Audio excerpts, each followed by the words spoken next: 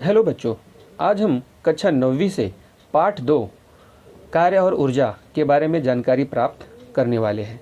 बच्चों, इस पाठ के अंतर्गत हम कार्य की परिभाषा और उसकी इकाई तथा समीकरण के बारे में जानकारी प्राप्त करेंगे। साथ ही साथ हम ऊर्जा की परिभाषा, ऊर्जा की इकाई और ऊर्जा का समीकरण, इन सारे बातों के बारे में जानकारी अगले स्लाइड की तरफ। बच्चों, जैसा कि आप देख पा रहे हो, यहाँ पे हमें सबसे पहले कार्य की परिभाषा समझना है।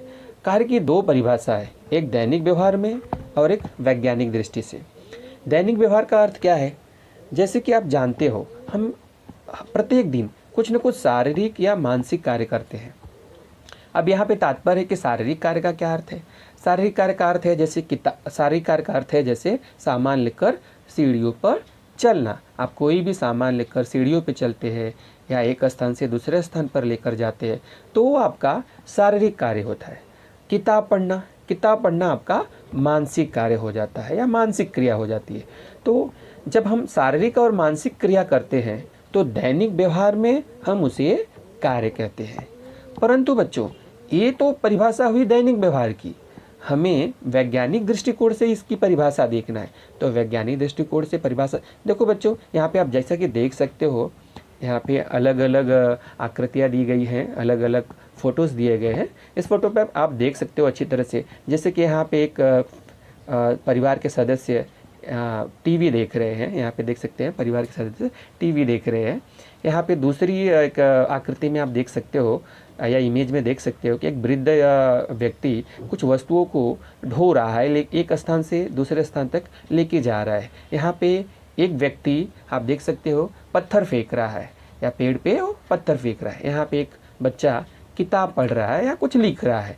तो इन सारी क्रियाओं में आप क्या देख पा रहे हो? इन सारी क्रियाओं में आप यही देख पा रहे हो कि यहाँ पे शारीरिक और मानसिक क्रिया हो रही है या शारीरिक या मानसिक कार्य हो रहा है। तो शारीरिक क्रिया और मानसिक क्रिया को जब आप एक साथ समझते हो तो उसे हम कार्य कहते हैं। परंतु वो दैनिक व्यवहार का कार्य हुआ आपका। वैज्ञानिक दृष्टिकोण से कार्य की परिभाषा अलग है, वो हम अगले स्लाइड में देखेंगे। यहाँ पे बच्चों, जैसे कि अगले स्लाइड में आप देखिए, यहाँ पे कार्य की परिभाषा दी गई है। अब ये कार्य की परिभाषा वैज्ञानिक दृष्टिकोण के आधार पर दी गई है। परिभाषा क्या है? किसी पिंड पर बल प्रयुक्त, आप यहाँ पे देखिए, किसी पिंड पर बल प्रयुक्त करने पर उस पिंड में विस्थापन होने पर वैज्ञानिक दृष्टि से कार्य हुआ, ऐसा हम कहते हैं। ठीक है। अब इसका मतलब क्या है? आप किसी वस्तु पर बल लगाते हो, तो बल लगाने के बाद क्या होता है बच्चों? उस वस्तु के अंदर विस्थापन होता है। विस्थापन का मतलब क्या है? वो एक स्थान से दूसरे स्थान पर चली जाती है। विस्थापन का वैसे अर्थ देखा जाए तो ये एक स्थान से दूसरे स्थान के बीच की सबसे कम दूरी होती है, उसे हम विस्थापन कहते हैं। जैसा कि आपने चैप्टर 1 में ये विस्थापन की परिभाषा आपने पढ़ी है। तो यहाँ पे कार्य की परिभाषा हमें समझना है। और यहाँ पे आप देखिए कार्य का सूत्र भी दिया हुआ है। कार्य का सूत्र क्या है? बल गुणे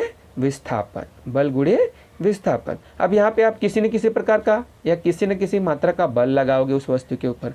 अच्छा, बल लगाने के बाद अगर वो वस्तु विस्थापित होती है, अपने स्थान छोड़ देती है, तो बल की मात्रा और जो विस्थापन हुआ, जो दूरी हुआ, दोनों का गुणनफल, गुणज, ये आपका क्या कहलाएगा?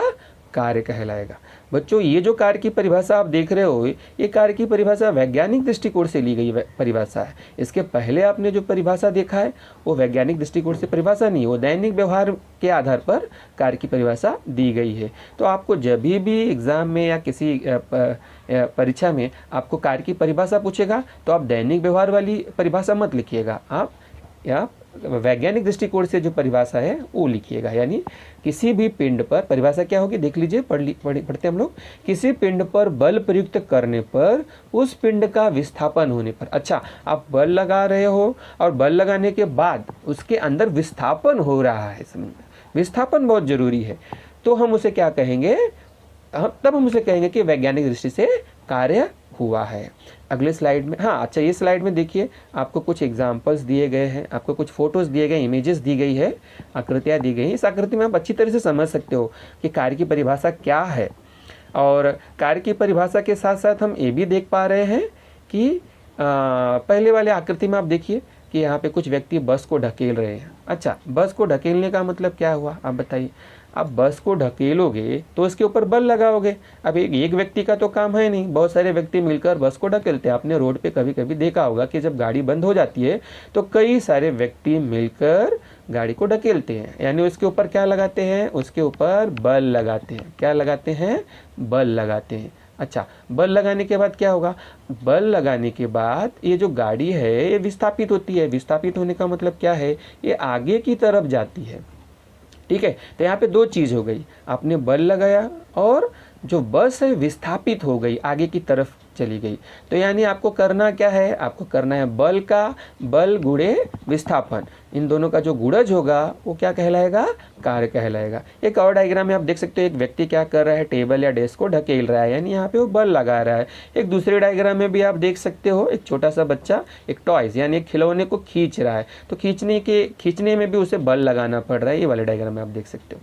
अच्छा, ये पूरे डायग्राम से ये पूरे डायग्राम से आप क्या समझ पा रहे हो कि जब आप बल लगाओगे और वस्तु के अंदर किसी न किसी प्रकार का विस्थापन होगा, तब हम वैज्ञानिक दृष्टि से कहेंगे कि वहाँ पे कार्य हुआ है। ठीक है बच्चों, अब आगे वाले स्लाइड में हम क्या देखेंगे, आगे वाले स्लाइड में हम कार्य की इकाई देखेंगे।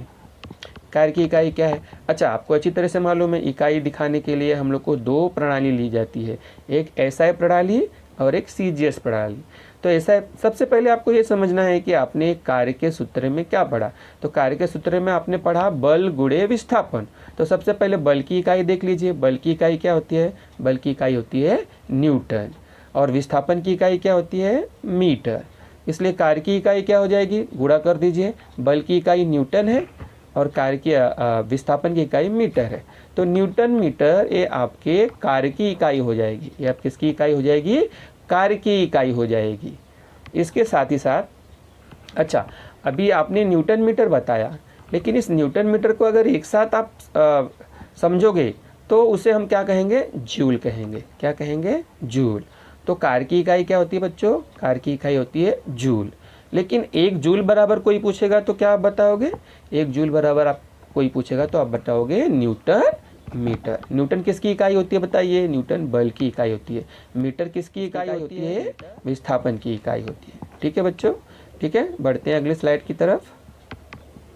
देखिए यहाँ पे आपको मैंने जैसा कि बताया कि बल की कार्य की इकाई हम दो प्रणालियों में बताते हैं। पहली प्रणाली मैंने आपको बता दी, पहली प्रणाली क्या बताया आपको, पहली प्रणाली एसआई प्रणाली। दूसरी जो प्रणाली होती है वो सीजीएस प्रणाली होती है।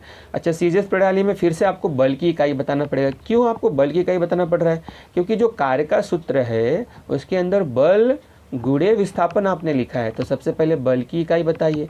तो बल की इकाई क्या होती है, डाइन होती है। क्या होती है, डाइन। और विस्थापन की इकाई क्या होती है, सेंटीमीटर। ठीक है, तो इसलिए कार्य की इकाई क्या हो जाएगी, कार्य की इकाई होगी डाइन सेंटीमीटर। ये तो होगी कार्य की इकाई, लेकिन डाइन सेंटीमीटर को अगर एक साथ आप समझते हो तो उसे अर्ग कहते हैं। अर्थात कार्य की जो इकाई है कौन सी प्रणाली में, सीजीएस प्रणाली में। इस सीजीएस प्रणाली में कार्य की इकाई क्या मानी जाएगी, अर्ग मानी जाएगी। और अगर आपको एक अर्ग बराबर बताना रहेगा, एक अर्ग बराबर क्या होता है, तो एक अर्ग बराबर होता है डाइन सेंटीमीटर। आपको डाइन किसकी इकाई बताई जा रही है, डाइन किसकी इकाई है, डाइन जो है वो बल की इकाई है। सेंटीमीटर किसकी इकाई है, विस्थापन की इकाई है। बढ़ते हैं अगली स्लाइड की तरफ। देखो यहाँ पे आपको एक जूल का अर्थ समझना है। जैसा कि आपने देख लिया, ये जो जूल है, ये जूल कार्य की इकाई है, लेकिन एसआई प्रणाली में। तो आप सबसे पहले आपको मैंने अभी बताया कि एक जूल, ध्यान में रखिए, ये जो एक जूल बराबर होता है 1 न्यूटन गुणे 1 मीटर। अच्छा, ये एक जूल ये तो कार्य की इकाई है, तो ये न्यूटन किसकी इकाई है, ये न्यूटन आपकी बल की इकाई है। मीटर किसकी इकाई है, विस्थापन की इकाई है। अच्छी तरह से आपने समझ लिया होगा। तो यहाँ पे हमें परिभाषा लिखना है एक जूल का। अच्छा, क्या परिभाषा है एक जूल का, 1 न्यूटन बल की क्रिया द्वारा पिंड का बल की दिशा में 1 मीटर विस्थापन होता है, तो किए गए कार्य को एक जूल कहते हैं। अच्छा, आप किसी वस्तु के ऊपर क्या लगाते हो, बल लगाते हो। कितने न्यूटन का बल लगाओगे, 1 न्यूटन का। उस वस्तु के अंदर कुछ न कुछ विस्थापन तो होगा। समझो विस्थापन कितने हैं, 1 मीटर का विस्थापन है। अच्छा, आपने 1 न्यूटन का बल लगाया और उस वस्तु के अंदर 1 मीटर का विस्थापन हो गया, तो 1 न्यूटन का बल लगाने पे 1 मीटर का विस्थापन हो गया। इसे ही हम क्या कहते हैं, एक जूल का कार्य हो गया। और इस सूत्र के तौर पे हम क्या लिखेंगे, समीकरण के तौर पे 1 जूल बराबर 1 न्यूटन गुणे 1 मीटर। इसी प्रकार आप अगले स्लाइड में एक अर्ग की भी परिभाषा देख सकते हैं। देखिए एक अर्ग का मतलब क्या होता है। देखिए यहाँ पे एक अर्ग की, अच्छा सबसे पहले आपको ये समझना है कि अर्ग किसकी इकाई है, तो अर्ग कार्य की इकाई है। अच्छा कौन सी प्रणाली में इकाई है, तो आप बताओगे सीजीएस प्रणाली में इकाई है। आपको मैंने बताया था कि एक अर्ग बराबर होता है 1 डाइन गुणे 1 सेंटीमीटर। अच्छा ये डाइन वर्ड कहाँ से आ गया, तो ये जो डाइन है ना ये बल की इकाई है। सेंटीमीटर किसकी इकाई है, तो सेंटीमीटर विस्थापन की इकाई है। ठीक है बच्चों। अच्छा आपको सूत्र में मैंने बता दिया कि एक अर्ग बराबर क्या होता है, एक अर्ग बराबर होता है 1 डाइन गुणे 1 सेंटीमीटर। अब आप एक अर्ग की परिभाषा लिख सकते हो, किसी वस्तु पर आप 1 डाइन का बल लगा रहे हो, ठीक है, उसके अंदर विस्थापन 1 सेंटीमीटर का हो रहा है, तो 1 डाइन का बल लगाने पर 1 सेंटीमीटर का विस्थापन होता है, अर्थात वो एक अर्ग का कार्य करता है। तो एक अर्ग बराबर क्या होगा, 1 डाइन गुणे 1 सेंटीमीटर। बच्चों ध्यान में रखिए कि आपको कार्य की 2 इकाइयाँ पढ़नी है। एक है कार्य की पहली इकाई जो है जूल है, और दूसरी इकाई जो है अर्ग है। जूल जो है वो एसआई प्रणाली में है और अर्ग जो है वो सीजीएस प्रणाली में है। बच्चों अगले स्लाइड की तरफ बढ़ते हैं। अगले स्लाइड में आपको यहाँ पे दिखाई देगा जूल और अर्ग में संबंध। आपको जूल और अर्ग में संबंध देखना है कि जूल और अर्ग में किस तरह का संबंध हम स्थापित कर सकते हैं। तो यहाँ पे आप देख सकते हो कि 1 जूल बराबर 10 घाते 7 अर्ग दिखाई दे रहा है। यानी 1 जूल का मान कितने बराबर होता है, 1 जूल का मान होता है 10 घाते 7 अर्ग। लेकिन ये आता कैसे है बच्चों, ये जानना बहुत ज़रूरी है। ये बहुत इंटरेस्टिंग है कि ये कैसे हम बताते हैं कि 1 जूल बराबर 10 घाते 7 अर्ग। फिर से मैं आप लोग को बताऊंगा कि ये जो जूल इकाई है वो कार्य की इकाई है एसआई प्रणाली में, और अर्ग जो है वो भी कार्य की इकाई है लेकिन सीजीएस प्रणाली के अंदर है। अभी हम यहाँ पे देखेंगे 1 न्यूटन बराबर कितना डाइन होता है, तो 1 न्यूटन बराबर 10 घाते 5 डाइन होता है। और 1 मीटर बराबर कितने सेंटीमीटर होता है, आपने पढ़ा है पिछली कक्षाओं में, छोटी कक्षाओं में 100 सेंटीमीटर होता है। अच्छा इसके बाद आपको देखना है कि कार्य का सूत्र क्या होता है। कार्य का सूत्र होता है बल गुणे विस्थापन। इसी चैप्टर में हम लोगों ने देखा कार्य का सूत्र होता है बल गुणे विस्थापन। अच्छा बल की इकाई क्या होती है, बल की इकाई होती है न्यूटन, और विस्थापन की इकाई क्या होती है, मीटर। यहाँ पे न्यूटन और मीटर हमने उनकी इकाइयाँ लिख दी हैं। अच्छा 1 जूल बराबर, अभी 1 न्यूटन को आप रिप्लेस कर दीजिए यानी हटा दीजिए तो 10 घाते 5 डाइन हो गया। 1 मीटर को हटा दीजिए तो 10 घाते 2। 10 घाते 2 का मतलब क्या होता है, 100 होता है। 10 घाते 2 का मतलब होता है 100। 10 का वर्ग करोगे तो 100 आएगा। इसके बाद आप देख सकते हो अच्छी तरह से, यहाँ पे 10 घाते 5 दिया है और फिर उसमें 10 घाते 2 का गुणा किया है। तो आपको अच्छी तरह से मालूम है जो घात होते हैं वो जुड़ जाते हैं। घातांक के नियम के आधार पे आपने पढ़ा है कि जो घात होते हैं जुड़ जाते हैं। तो 5 और 2 मिलके कितना हो जाएंगे बच्चों, 5 और 2 मिलके 7 हो जाएंगे। 5 और 2 मिलके 7 हो जाएंगे। तो यहाँ पे 1 जूल बराबर कितना आ गया, 1 जूल बराबर आ गया 10 घाते 7 अर्ग। बच्चों आपको समझ में आया जूल और अर्ग में क्या संबंध है। आपको एक खाली स्थान के लिए भी पूछा जा सकता है कि 1 जूल बराबर कितना अर्ग होता है, तो आप बताओगे 1 जूल बराबर 10 घाते 7 अर्ग होता है। अगले स्लाइड में बच्चों हम लोग अलग अलग प्रकार के कार्यों की परिभाषा हम लोग ज्ञात करेंगे कि कार्य कितने प्रकार के होते हैं। तो देखिए धनात्मक कार्य, यहाँ पे आप देखिए अच्छी तरह से, धनात्मक कार्य है, एक धनात्मक कार्य है, ऋणात्मक है, फिर शून्य कार्य। अच्छा बच्चों ये धनात्मक कार्य क्या होता है इसके बारे में ज़रा देखिए। आप बल लगा रहे हो किसी वस्तु पे, जिस समय बल और विस्थापन की दिशा समान होती है।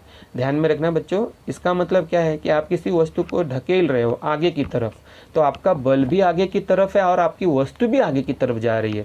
अगर ऐसी प्रक्रिया है तो उस समय थीटा कितना बनता है, एंगल कितना बनता है, 0 का। तो ऐसे केस में, ऐसे स्थिति में हम जो कार्य करते हैं उस कार्य को हम कौन सा कार्य करते हैं, धनात्मक कार्य करते हैं। यानी आप किसी वस्तु को आगे ढकेल रहे हो और वो वस्तु आगे की तरफ जा रही है तो उसके ऊपर धनात्मक कार्य होता है। अच्छा कभी कभी ऐसा भी होता है कि आप बल लगा रहे हो, जिस समय बल और विस्थापन दोनों की दिशा अलग है, दोनों की दिशा अलग है। अपोजिट दिशा का मतलब क्या है, एक आगे की तरफ है और एक बल आगे की तरफ है, लेकिन वस्तु किसकी तरफ है, वस्तु का जो चलना है, वस्तु जो जा रही है वो उसके अपोजिट डायरेक्शन में जा रही है, विरोधी डायरेक्शन में जा रही है। तो उस समय एंगल कितना बनता है, कोण कितना बनता है, 180 डिग्री का बनता है कोण। तो ऐसे केस में 180 का मतलब आपने समझा बच्चों, आपने देखा होगा अच्छी तरह से 180 का कोण ऐसे होता है, ठीक है, अपने भूमिति में पढ़ा है अच्छी तरह से, ठीक है। तो जिस समय बल और विस्थापन की दिशा एक दूसरे के विपरीत होती है, एक दूसरे के विपरीत होती है, विपरीत का मतलब क्या होता है, अपोजिट होती है, तो ऐसे केस में जो कार्य होता है उस कार्य को हम क्या कहते हैं, उस कार्य को हम ऋणात्मक कार्य कहते हैं। कौन सा कार्य कहते हैं, ऋणात्मक कार्य कहते हैं। ऋणात्मक कार्य में एंगल कितने का बनेगा, कोण कितने का बनेगा, 180 डिग्री का कोण बनेगा। अब अगला जो कार्य है उसके बारे में हम लोग जानकारी प्राप्त कर लेते हैं। अगला जो कार्य है वो शून्य कार्य है। बच्चों जिस समय बल लगाने पर विस्थापन नहीं होता है या बल और विस्थापन एक दूसरे के लंबवत होते हैं। अब ये लंबवत क्या होता है, दोनों के बीच में 90 डिग्री का कोण बनता है। किसी वस्तु के ऊपर से आप प्रेस कर रहे हो, उसके ऊपर बल लगा रहे हो, लेकिन उसमें किसी भी तरह का विस्थापन नहीं हो रहा, तो उस समय कोण कितने अंश का बनता है, कोण 90 डिग्री का बनता है। और उस समय किया गया जो कार्य रहता है वो क्या होता है, शून्य कार्य होता है। तो बच्चों आपने देखा कि पहले पार्ट में आज जो हमने लिया है, इस चैप्टर का पहला भाग लिया है। इस पहले भाग में हमने क्या क्या पढ़ा, इस पहले भाग में हमने कार्य की परिभाषा पढ़ी, कार्य की इकाई पढ़ी, इसके साथ साथ कार्य के इकाइयों में संबंध स्थापित किया। संबंध का अर्थात है, आपने देखा कि 1 जूल बराबर 10⁻7 अर्ग होता है। ये हो गया कार्य की इकाइयों के बीच में संबंध। कार्य की कौन सी इकाई है, तो कार्य की 2 इकाई हैं, जूल और अर्ग। इसके साथ ही साथ आपने कार्य के प्रकार पढ़े। तो कौन कौन से कार्य के प्रकार पढ़ा आप लोगों ने, आपने कार्य के प्रकार में धनात्मक कार्य पढ़ा, ऋणात्मक कार्य पढ़ा और शून्य कार्य पढ़ा। तो बच्चों ये आपको वीडियो कैसा लगा ज़रूर बताइएगा। और इस चैप्टर का जो अगला भाग है यानी भाग 2, हम जल्दी से जल्दी उसका भी वीडियो या सीरीज़ रिलीज़ करेंगे। धन्यवाद बच्चों, धन्यवाद, थैंक यू।